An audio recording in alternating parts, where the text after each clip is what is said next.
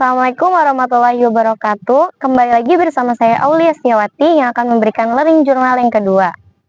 Pada hari Kamis kemarin, tepatnya pada tanggal 29 Februari 2024, di ruang 8 lantai 3, Fakultas Dakwah.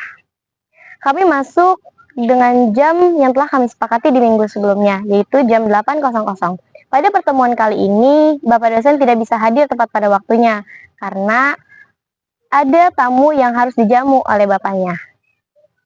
Seiring dengan berjalannya waktu, akhirnya bapaknya pun masuk ke dalam kelas. Dan pada pertemuan kali ini, kami membahas tentang artikel dan berita. Apa itu artikel dan apa itu berita? Berita itu lebih singkat, padat, jelas, aktual, dan terkini. Kalau misalnya artikel, itu sebuah informasi juga sama, tapi dia cangkupannya lebih luas dan lebih tuntas. Kalau di berita, dia itu hanya 5W1H. Kalau misalnya di artikel, itu tuh sampai tuntas, sampai mendalam, sampai ditemukan titik kasusnya sampai selesai.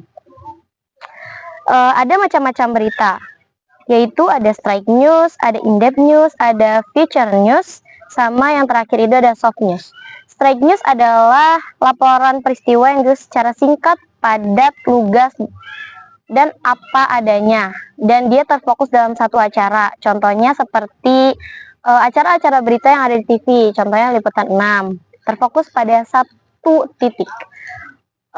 Yaitu ada in-depth news atau berita yang mendalam, merupakan berita yang memfokuskan pada peristiwa atau fakta atau pendapat yang memiliki nilai berita, tapi dia tidak padat, tidak baku.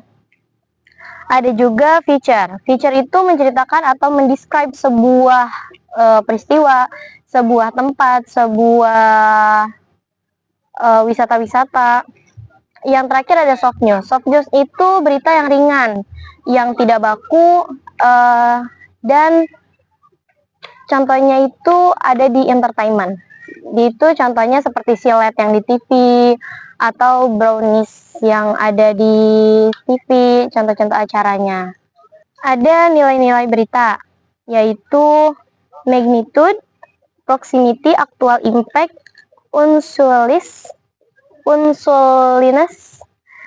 human interest, conflict, surprising, sex information. Dan ada lagi syarat-syarat berita, yaitu aktual, faktual, penting, menarik, dan seimbang. Media-media yang dapat kita gunakan dalam membuat berita itu atau menge-share atau memberikan kepada halayak luas itu melalui media cetak, media cyber, media elektronik. Udah gitu ada yang namanya 5W1H, yaitu what, who, when, where, how, dan why.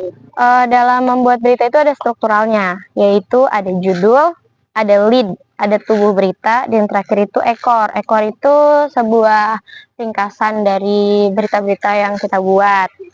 Selanjutnya itu ada artikel. Apa itu artikel? Menurut Kamus Besar Bahasa Indonesia, KBBI, artikel merupakan karya tulis lengkap, misalnya laporan berita atau esai di majalah, surat kabar, dan sebagainya. Jenis-jenis artikel itu ada menurut penulisannya dan ada menurut fungsinya. Kalau menurut penulisannya itu ada dua, yaitu artikel redaksi dan artikel umum. Kalau misalnya berdasarkan fungsinya, yaitu ada artikel khusus dan artikel sponsor. Apa itu artikel redaksi?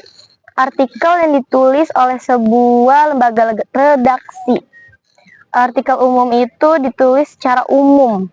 Artikel khusus itu yang ditujuk untuk tujuan tertentu. Dan yang terakhir itu artikel sponsor, yaitu artikel tentang mempromosikan sesuatu. Dan ada ciri-ciri artikel. Ciri-ciri artikel itu lugas, logis, tuntas, objektif, cermat, jelas, tidak melibatkan emosi yang berlebihan, terbuka, dan menggunakan bahasa baku. Terus ada cara penulisan artikel. Caranya itu kita harus menguasai topik yang kita akan tulis. Buat judul yang menarik, agar pembaca itu menarik untuk membaca artikel ini. Yang ketiga itu membuat garis besar tulisan.